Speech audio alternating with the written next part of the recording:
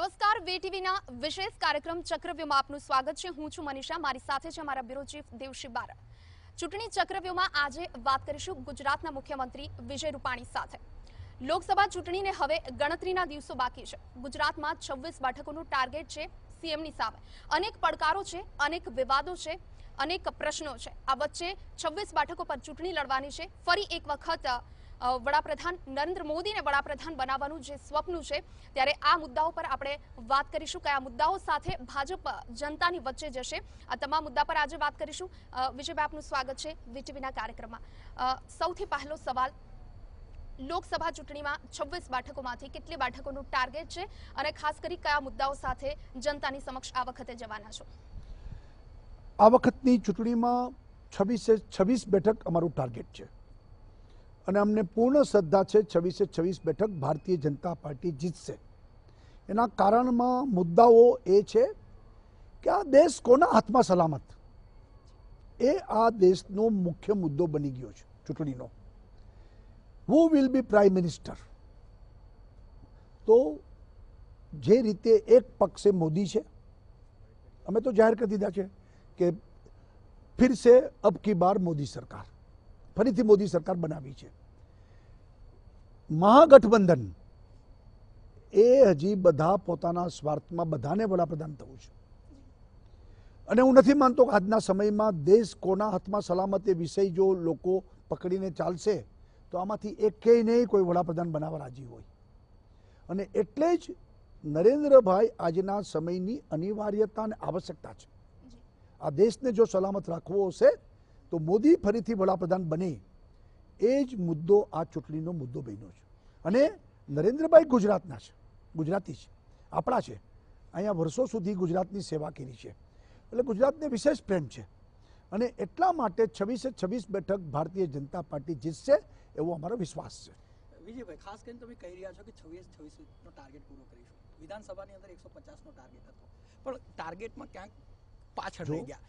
ફરી વાર એવું નથી લાગતું કે આમાં 26 સીટમાં ક્યાંક પાછળ રહી શકાય? એમાં એવું છે કે વિધાનસભાની ચૂંટણી સ્થાનિક પ્રશ્નોની ચૂંટણી હતી।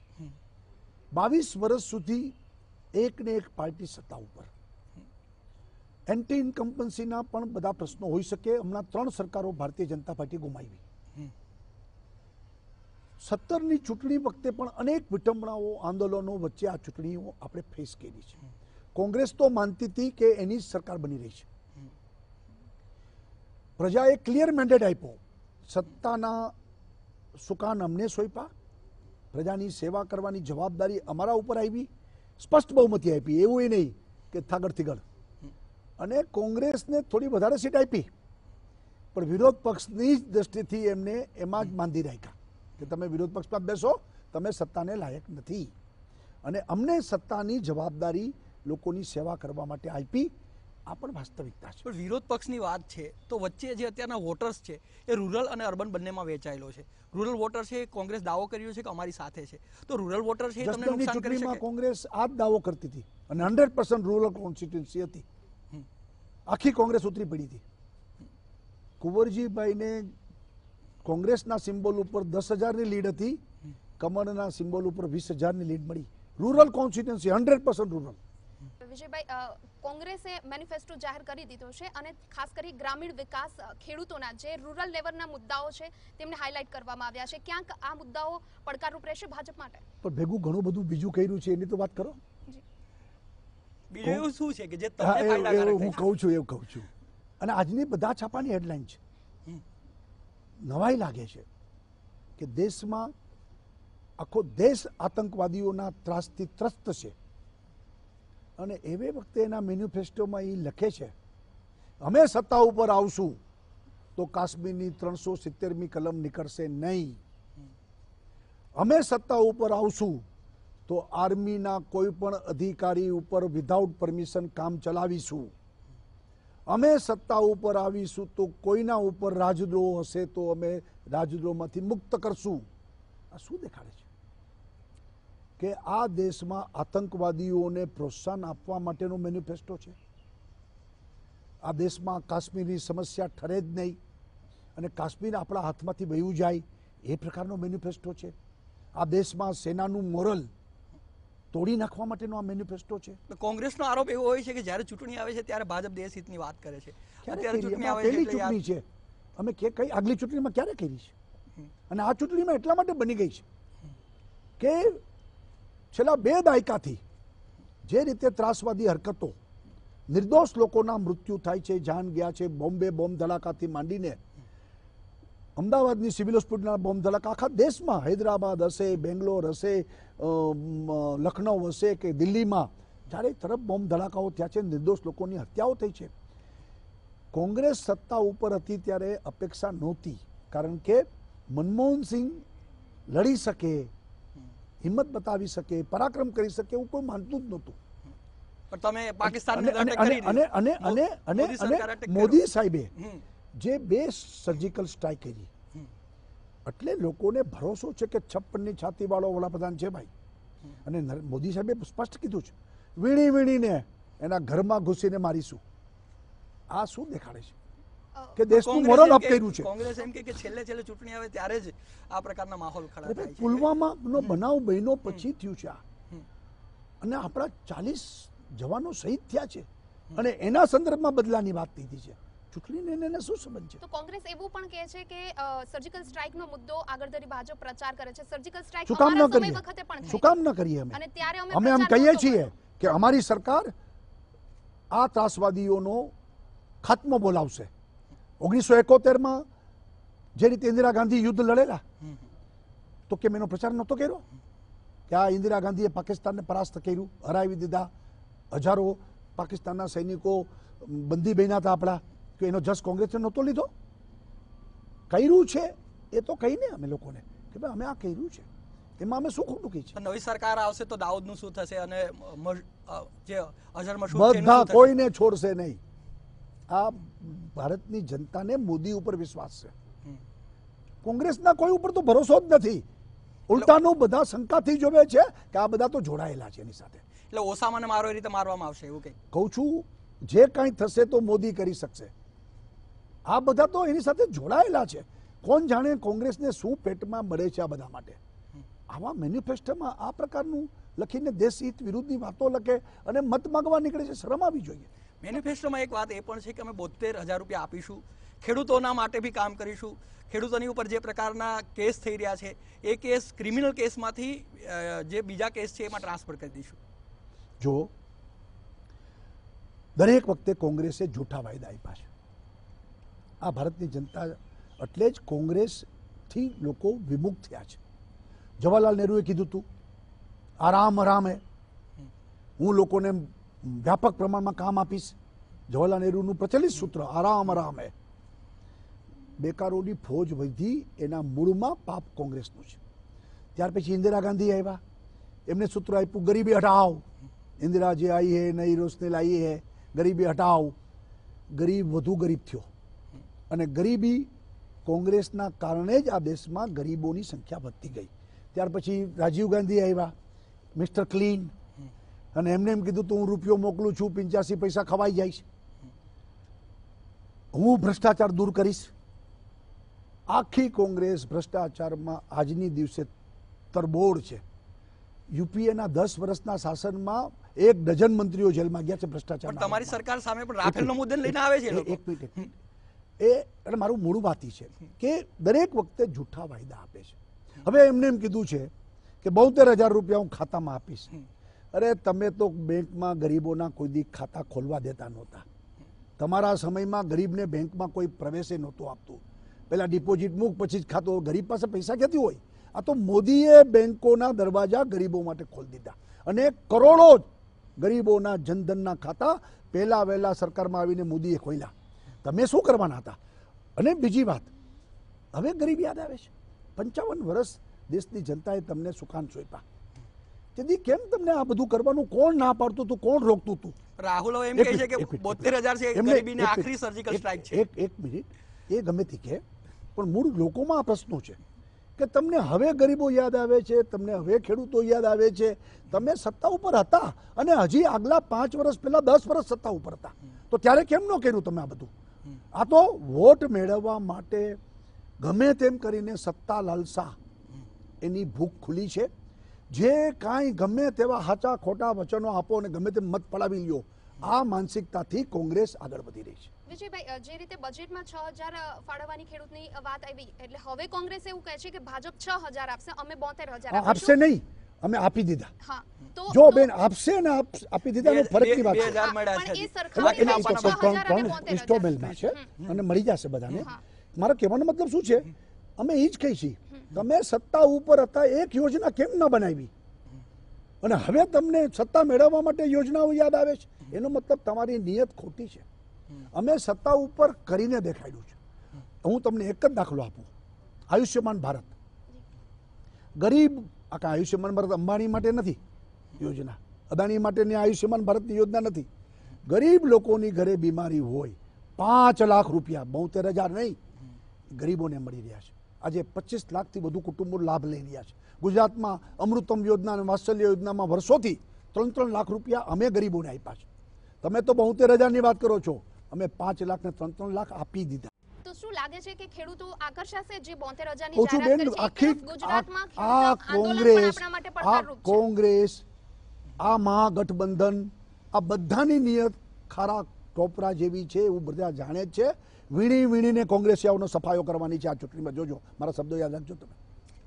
કેવી રીતે એમ? એટલે કે હા, બધી વસ્તુમાં આજે કોંગ્રેસ પ્રત્યે બધાને નફરત છે બેન.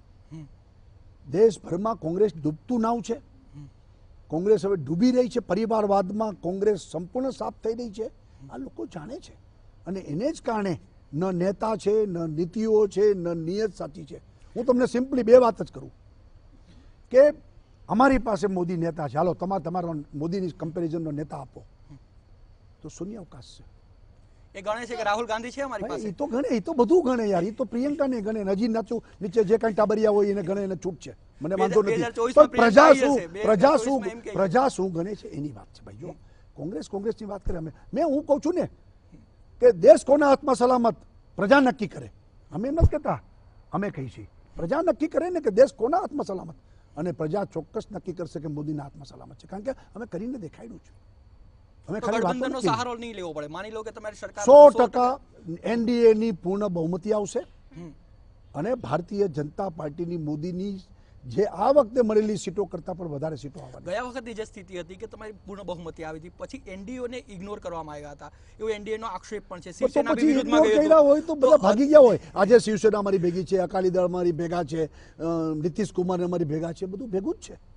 પણ ક્યાંક ને ક્યાંક વાદ વિવાદ તો 5 વર્ષ સુધી ચાલ્યો હતો. આવડું મોટું છે, લોકશાહીમાં વાદ વિવાદ ચાલ્યા કરે, પણ અંતે પરિણામ શું? બધા ભેગા જ છે આજે. વિજયભાઈ, ભાજપની વાત કરીએ, આ વખતે ઉમેદવારો પસંદ કરવામાં ક્યાંક ભાજપ પણ છાસ ફૂકીને પીતી હોય તેવું લાગ્યું. મજબૂત ઉમેદવાર નહોતા મળતા કે કોઈ અન્ય કારણ હતું? બધા અમારા મજબૂત ઉમેદવાર બેન જાહેર કરી દીધા છે. ક્યાં નથી મળ્યા? 11 સાંસદે રિપીટ નથી કર્યા. પણ એ તો પ્રક્રિયા છે બેન, ચાલ્યા કરે. લખાડીયામાં તમને કહું, અડવાણીજી આજે 91 વર્ષ થઈ ગયા છે એમના. પાર્ટીએ 75 ઉપર હવે બહાર નીકળતી જાય છે. તો આ પાર્ટી નિર્ણય કરી રહી છે અને રાજકારણમાં આ વોટર ટાઈટ ન હોય બેન.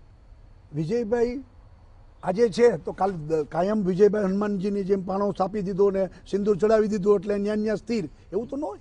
બદલ તો ચાલતા જ રહેતા હોય. ખાસ કરીને ગાંધીનગર સીટની વાત કરવામાં આવે તો ગાંધીનગરમાં અમિતભાઈની એની એન્ટ્રી થઈ છે. અમિતભાઈ લડી રહ્યા છે. અમિતભાઈ રાજ્યસભાના સભ્ય પણ છે, છતાં લોકસભા લડી રહ્યા છે. તો એનો મતલબ એવો છે કે ગુજરાતની અંદર માહોલ બનાવવા માટે અમિતભાઈને લડાવવામાં આવી રહ્યા છે. જો આ સીટ એ ભાજપનો ગઢ છે. ભૂતકાળમાં કાયમ રાષ્ટ્રીય નેતૃત્વ અહીંથી લડતું આવ્યું છે. સદૈવ અટલજી અહીંથી લડ્યા, અડવાણીજી પણ વર્ષોથી અહીંથી લડ્યા, અને હવે રાષ્ટ્રીય અધ્યક્ષ અમિતભાઈ અહીંથી લડી રહ્યા છે. એટલે રાષ્ટ્રીય નેતૃત્વ કરનારા લોકો જ આ સીટ ઉપરથી જાય છે. બીજું, અમિતભાઈની પોતાનું હોમ ગ્રાઉન્ડ છે. 5 ટર્મ આ વિસ્તારમાંથી જ ધારાસભ્ય ચૂંટાણા છે. વર્ષો સુધી બૂથથી માંડીને લોકસભાના ઇન્ચાર્જ સુધી કામ કર્યું છે. એટલે સ્વાભાવિક અમિતભાઈ લડે છે. ખાસ સાથે સાથે કોંગ્રેસે પરેશ ધાનાણીને અમરેલીમાંથી ઉતાર્યા છે. પાટીદાર વોટરોને અંકે કરવા માટે અથવા તો એ પ્રકારનો માહોલ ખડો કરવા માટે ઉભા રહે એવું લાગે છે. સૌરાષ્ટ્રનો માહોલ પણ હવે અમારો ઉમેદવાર પાટીદાર છે નહીં સામે, એમાં ક્યાં ફેર પડવાનો છે? પરેશભાઈનું શું થશે? પરેશભાઈ હારશે. 26-26 જીતવાના છીએ અમે. ખાસ કરીને જે વાત કરવામાં સૌરાષ્ટ્રની અંદર કેટલીક વસ્તુ છે, ક્યાંક કોંગ્રેસ એવું કરી છે કે સૌરાષ્ટ્ર અને ઉત્તર ગુજરાત અમારા માટે મજબૂત છે, અમે સારું એવું પરફોર્મન્સ કરીશું. હવે એમાં જેને કોઈને માનવું હોય એમાં તો હું શું કહી શકું, પણ મેં કીધું 26 અમે બેઠક જીતવાના છીએ, પછી એમાં સૌરાષ્ટ્ર બાકી ન હોય, ઉત્તર ગુજરાતે બાકી ન હોય ને દક્ષિણ ગુજરાતે બાકી ન હોય, બધેથી અમે જીતવાના છીએ. હાર્દિક પટેલ લડવાના હતા પણ એની ઈચ્છા પૂરી ના થઈ અને એને આક્ષેપ પણ સરકાર પર કર્યો છે કે મને ચૂંટણી ન લડાવવા માટેનું સરકારનું આક્ષેપ. સરકારને અહીંથી ઓર્ડર થયો છે બેન, આક્ષેપ હાર્દિક એ ગમે ત્યાં, પણ હું તમને કહું ઓર્ડર કોણે કર્યો? High court, supreme court. હવે કોર્ટ અલગ છે બેન, કાયદાકીય વ્યવસ્થા છે, એમાં અમે શું કરીએ? અમારી એ મનની મનમાં રહી ગઈ છે, લડી લીધું હોત તો સારું હતું. શું થાત લડી લીધો તો એની બાંધી મુઠ્ઠી ખોલી જાત. એટલે તમને શું એમ લાગે કે હારી જાત કે અથવા કહું છું બાંધી મુઠ્ઠી ખોલી જાત, એને ખબર પડત કેટલી બી હો થાય છે અને ખરાબ રીતે હારત. તો કોંગ્રેસ તરફથી પ્રચાર કરશે આ વખતે હાર્દિક પટેલ, પાટીદારોના મત સામે કોઈ પડકાર ભાજપ માટે? તો હાર્દિકને પૂછો બેન, મને શું ખબર શું કરશે. ખાસ કરીને હાર્દિક એવું કહી રહ્યો છે કે કેટલાક એરિયાની અંદર અમારું પ્રભુત્વ છે, તો પછી એ કોંગ્રેસ એ આપણને તો લડે ત્યાંથી લડે ને બધા, કોણ ના પડે? પ્રભુત્વ ખબર ક્યારે પડશે? મતપટ્ટી ખોલે ત્યારે તો લડે ને, કોણ ના પડે? બધાને લડાવે, લડે, બધું કરે. જંગ શરૂ થઈ ગયો છે, કાલ છેલ્લો દી છે ફોર્મ ભરવાનો, ભરાવી દો જેને ભરાવાના છે ને. કોંગ્રેસે 3 યુવાનોને સાથમાં લીધા છે, એક તો અલ્પેશ, હાર્દિક અને જિગ્નેશ. તો એનાથી તમને લાગે છે કે આંદોલનના જે ફેસ છે એને કોંગ્રેસ સાથે લઈને ક્યાંક ને ક્યાંક ફરી પાછું નેગેટિવ અથવા નેગેટિવ કરી રહ્યું છે કે પોઝિટિવ લઈ? અને આ ત્રણેય ફેસ ખુલ્લા પડી ગયા છે. અમે તે દિવસે કહેતા જ આવ્યા છીએ, તે દિવસે કહેતા હતા કે આ કોંગ્રેસની ડિઝાઇન છે, કોંગ્રેસના એજન્ટ તરીકે આ બધા આંદોલનો કરી રહ્યા છે. કોંગ્રેસ સમાજ વચ્ચે વિઘટન કરાવી રહ્યું છે, જાતિવાદી રાજકારણ ખેલી રહ્યું છે. કોંગ્રેસ જન્મમાંથી નીકળી ગઈ છે, માટે પાતલે બાઈનેથી આ બધા આંદોલનો આ ત્રણેય મારફત કરાવે છે અને આજે ત્રણેય કોંગ્રેસ સાથે છે, ખુલ્લું પડી ગયું છે. બાકી હતું તો હાર્દિકભાઈ કોંગ્રેસમાં જોડાઈ ગયા, એટલે બધું સમાજ બધા જોતા રહી ગયા છે. સમાજ બધા દુઃખી છે. સમાજના નામે માત્ર ને માત્ર યુવાનોની લાગણીને ભડકાવી છે અને આ બધા લોકોએ માત્ર રાજકીય ઉપયોગ કર્યો છે, એવું ખુલ્લું પડી ગયું છે. વિજયભાઈ, કેન્દ્રના કયા મુદ્દાઓ લઈ આ વખતે તમે ગુજરાતની જનતા સમક્ષ જવાના છો? લોકસભાની ચૂંટણી છે તો કેન્દ્રના જ મુદ્દા હોય બેન, આ રાષ્ટ્રીય ચૂંટણી છે અને મેં કીધું એમ અત્યારે એક જ પંચલાઈન, કોના હાથમાં દેશ સલામત? આ દેશનું ભલું કોણ કરશે? વડાપ્રધાન મહત્વનું છે, નેતા કોણ? તમારું કેવું છે કે નરેન્દ્ર મોદી સિવાય એવો કોઈ વ્યક્તિ છે નહીં જે દેશનું ભલું કરી શકે? 100% મોદીની કમ્પેરિઝનમાં કોઈ વ્યક્તિ સામે નથી કે જે વડાપ્રધાન તરીકે દેશની જનતા સ્વીકારે. રાહુલ કે માયાવતી કે કહું છું, માયાવતી કે અખિલેશ કે મમતાબેન કે ચંદ્રાબાબુ હશે કે લાલુ યાદવ પણ મેદાનમાં આવે છે ને આ બધાની જે ગઠબંધન છે કે એ બધા લોકોમાં અને મોદીનું કમ્પેરિઝનમાં દેશની જનતા મોદીને જ સ્વીકારવાની છે અને મોદી વેવ જ ચાલવાનો છે. રાહુલ ગાંધી જ્યારે પણ સંબોધન કરતા હોય છે, એક મુદ્દો તો એમનો એ સંબોધનમાં આવે જ છે કે ભાજપ ઉદ્યોગપતિઓની સરકાર છે. શું કહેવું છે? મેં કીધું ને, જનધન યોજના, આયુષ્યમાન ભારત યોજના, સૌભાગ્ય યોજના, ઉજાલા યોજના, ઉજ્જવલા યોજના, પ્રધાનમંત્રી આવાસ યોજના, શૌચાલય યોજના, આ બધા આ એકેય યોજનામાં અંબાણીને લાગુ પડે છે બેન? આ એકેય યોજના અદાણીને શૌચાલય જોઈ છે? આ એકેય યોજનામાં આયુષ્યમાન ભારતમાં ટાટાને કંઈ હોસ્પિટલમાં સારવાર લેવાની છે બેન? આ બધી ગરીબો માટે છે. આમાં કઈ યોજના ઉદ્યોગપતિઓ માટે છે? મને તમારો કહેવાનો મતલબ એ કે રૂરલ માટે તમે યોજનાઓ લાવી છે અને એ રૂરલ ગરીબો માટેની યોજનાઓ છે બધી. આ ગરીબો માટે, શહેરી હશે કે રૂરલ હશે, બધા માટેની છે આ યોજના. સવાલ ઉદ્યોગપતિની જે વાત થઈ રહી છે એના સંદર્ભમાં કહું છું, આ એકેય યોજનાઓ ઉદ્યોગપતિ માટે હોય તો મને દેખાડો. કહેવાનો મતલબ કે સરકારને બદનામ કરવા માટે આ પ્રકારના પ્રોપેગેન્ડા અપનાવી રહ્યા છે એ લોકો. એ તો કહું છું ને, એની પાસે કોઈ મુદ્દા નથી એટલે કાદવ ઉછાળવાના પ્રયત્ન કરે છે. પણ વર્ષો પછી એક તરફ 10 વર્ષ ભ્રષ્ટાચાર અને બેઈમાનીનું શાસન ચાલ્યું છે, યુપીએની મનમોહનસિંહની સોનિયાબેનના રિમોટ કંટ્રોલથી ચાલતી સરકાર, અને એક તરફ 5 વર્ષ ઈમાનદાર, ચોકીદાર, પ્રમાણિક એવા મોદીની શાસન ચાલ્યું છે. ભારતની જનતા ફેસલો કરવાની છે.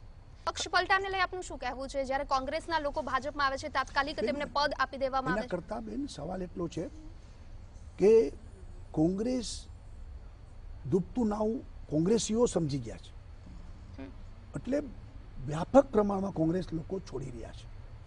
એટલે કોંગ્રેસના સિરિયસ નેતૃત્વ સાથે વિરોધ છે, વાંધો છે એના જે લોકો આવી રહ્યા છે તમારી સાથે. એને નેતા ઉપર ભરોસો નથી, એનું ભવિષ્ય ઉજળું દેખાતું નથી. કોંગ્રેસ પરિવારવાદમાં ફસાઈ ગઈ છે, કોંગ્રેસમાં રહેવાથી હવે કંઈ ભલું થવાનું નથી, માટે લોકો કોંગ્રેસ છોડીને ભાજપમાં આવી રહ્યા છે. ભાજપનું ભવિષ્ય એને સારું દેખાય છે, માટે લોકો જોડાઈ રહ્યા છે. વિજયભાઈ, જે રીતે ભાજપ માટે એવું કહેવાય છે કેડર બેઝ પાર્ટી છે, પક્ષનો જે નિર્ણય હોય છે તે જ સર્વે સર્વા હોય છે, પરંતુ આ વખતે ટિકિટ વહેંચણીમાં ક્યાંક ભાજપના જ નેતાઓ મતલબ જે ટિકિટ માટે ન માન્યા હોય કે તેમનો વિરોધ કર્યો હોય તેવી પણ વાત સામે આવી છે. જો બેન, ટિકિટ માગવી એ કોઈ ગુનો નથી. 50 લોકો માગે એમાં વાંધો પણ ન હોય. પાર્ટી ટિકિટ આપે પછી 50 લોકો સ્ટેજ ઉપર ભાજપના સમર્થન માટે બોલતા થાય એ આવશ્યક હોય છે. અને આજે હું તમને કહું, દરેક જગ્યાએ હું તો દરેક જગ્યાએ ફોર્મ ભરવા સાથે જાઉં છું. આજનો જ દાખલો આપું તો છોટાઉદેપુર સવારે ગયો તો, બપોરે હું ગયો તો બારડોલી. બધા ટિકિટ માગનારા લોકો મંચ ઉપર હતા અને બધાએ જે ઉમેદવાર જાહેર કર્યો જીતાડવાની ખાતરી આપી છે. તમારામાં ત્યાં એકતા છે અને તમારે ત્યાં એ પ્રકારની કોંગ્રેસ જેવી ડિસિપ્લિનનો જે અભાવ છે એવા પ્રકારનો અભાવ નથી. એક વસ્તુ તમે કહી રહ્યા. બીજો મુદ્દો એ છે કે જે કેટલાક સાંસદો છે કપાયા છે, તો આ સંજોગોમાં કાપવાનું મુખ્ય કારણ શું હતું? એન્ટી ઇન્કમ્બન્સી હતી? અમારે કોઈ કાપવાની વાત જ નથી બેન, બધા અમારા માટે માન્ય છે. સમય સંજોગો વસાત બદલ થતો હોય છે. મેં કીધું હવે વિઠ્ઠલભાઈ પોતે બીમાર છે તો કઈ કાયપા ન કહેવાય, એની જગ્યાએ રમેશભાઈ ધડુકને આપી. અડવાણીજી 91 વર્ષ થયા, લીલાધરભાઈની મોટી ઉંમર છે, પ્રભાસસિંહભાઈની મોટી ઉંમર થઈ, એની જગ્યાએ બીજા યુવાનોને ટિકિટ આપી. તો કાપવાની વાત નથી, જનરેશન બદલાતી હોય છે. તો બી નારાજગી તો ક્યાંય નથી, બધા કામમાં છે બેન. દેવજીભાઈ ફતેપુરાએ દેવજીભાઈ ફતેપુરાએ હવે નિવેદન કરે છે. હા, જે તે સમયે થોડું લાગી આવ્યું, નારાજ હતા તો કદાચ એ સોલ્યુશન આવી ગયું છે. ના, એ પછી આજે શાંત છે, પોતે માની ગયા છે. બીજો મુદ્દો એ કે તમે અત્યાર સુધી કોંગ્રેસ ઉપર સર્જિકલ સ્ટ્રાઇક કરીને ઘણા નેતા તમારી સાથે લીધા, હવે કોઈ એવો ટાર્ગેટ છે તમારો સર્જિકલ સ્ટ્રાઇક કરવાનો કોંગ્રેસમાં? આમાં કોઈ સ્ટ્રાઇક કરવાથી લોકો ન આવે, લોકોને પોતાને ફીલ થતું હોય ત્યારે. જો દાખલા તરીકે તમને કહું, આ કુંવરજીભાઈ અને જવાહરભાઈ કોંગ્રેસના દિગ્ગજ નેતાઓ. કુંવરજીભાઈ 5 ટર્મથી ધારાસભ્ય, જવાહરભાઈ 5 ટર્મથી ધારાસભ્ય. આવા અને કુંવરજીભાઈ તો કોંગ્રેસના પ્રદેશના એક્ટિંગ પ્રેસિડેન્ટ હતા. એને કોંગ્રેસ ક્યારે છોડી હશે? તમે કલ્પના કરો કે હવે કોંગ્રેસમાં કંઈ રહ્યું નથી એમ માનીને કોંગ્રેસ છોડી હોય. વિજયભાઈ, ખાસ કરી ગુજરાતના અમુક મુદ્દાઓ છે જે વિધાનસભામાં પણ ક્યાંક ભાજપને નડ્યા હતા, જે આંદોલનો થયા, ખેડૂતના હોય, શિક્ષકોના હોય. હું તમને હજી કહું છું, એ મુદ્દાઓ લોકસભામાં પણ ક્યાંક પડકારરૂપ રહેશે. શિક્ષકોનું આંદોલન પતી ગયું, અમે સોલ્યુશન કરી દીધું છે. ખેડૂતો હજુ પણ નારાજ છે. એસટીનું આંદોલન પતી ગયું, અમે સોલ્યુશન કર્યું. ખેડૂતો ક્યાંય નારાજ નથી. માત્ર ને માત્ર ખેડૂતના નામે કોંગ્રેસ મગરના આંસુ સારીને આંદોલનો કરવા પ્રયત્ન કરે છે. તમારા જ પોતાના VTVમાંથી છેલ્લા 1.5 વર્ષના રિવ્યુ કાઢો.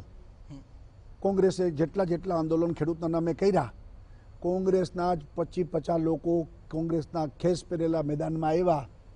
ક્યાંક દૂધ ઢોળ્યું, ક્યાંક શાકભાજી ઢોળ્યા, ક્યાંક આ કર્યું. એક ખેડૂત એની ભેગો જોડાણો નથી. 25 થી 50 થી વધારે તમારા એક પણ એપિસોડમાં તમારા ક્લિપિંગ કાઢો, માણા ન હોય. તો જ્યાં પણ હાલમાં ખેડૂત આંદોલન થાય છે ક્યાં નથી, ક્યાં ચાલે છે મને કયો? ક્યાંય નથી. સૌરાષ્ટ્રમાં ક્યાંક ને ક્યાંક નાના આંદોલન ચાલી રહ્યા છે. સૌરાષ્ટ્રમાં ચાલે છે. તમામ કોંગ્રેસ પ્રેરિત હોઈ શકે. સૌરાષ્ટ્રમાં એક બે જગ્યાએ એ આંદોલનનું કારણ જુદું છે, કોંગ્રેસ કરાવે છે. પાક વીમાના પ્રશ્ને એ વિષય પડધરીમાં એક વખત 50 કોંગ્રેસ વાળા ભેગા થઈને હાઈવે જામ કર્યો હતો. પાક વીમામાં કોંગ્રેસના 25 વર્ષનું ગુજરાતના શાસનમાં બેન 5 વર્ષે પાક વીમા કોંગ્રેસ આપ્યા છે. પાક વીમાના નામે આંદોલનો થયા, ખેડૂતોને ગોળીઓ મળી છે. ભાજપે દર વર્ષે પાક વીમો આપ્યો છે. આ વર્ષે 2600 કરોડ રૂપિયા ખેડૂતોને પાક વીમામાં આપ્યા છે. છેલ્લો સવાલ કે જ્યારે કોંગ્રેસનો આરોપ છે કે જ્યારે ચૂંટણી આવે ત્યારે પાકિસ્તાન યાદ આવે છે. હવે આ વખતે કર્યું 17માં ક્યાં પાકિસ્તાન બોલ્યા છે કયો મને? આ વખતે એના પાપે યાદ આવે છે કે મણિશંકર અય્યર જે આવું બોલે, સામ પિત્રોડા આવું બોલે, આજે મેનિફેસ્ટોમાં આવી વાત આવે તો યાદ ન આવે લોકોને પાકિસ્તાન? શું કામ ન આવે મને કહો? કારણ કે દેશ હિત સૌથી મહત્વનું છે.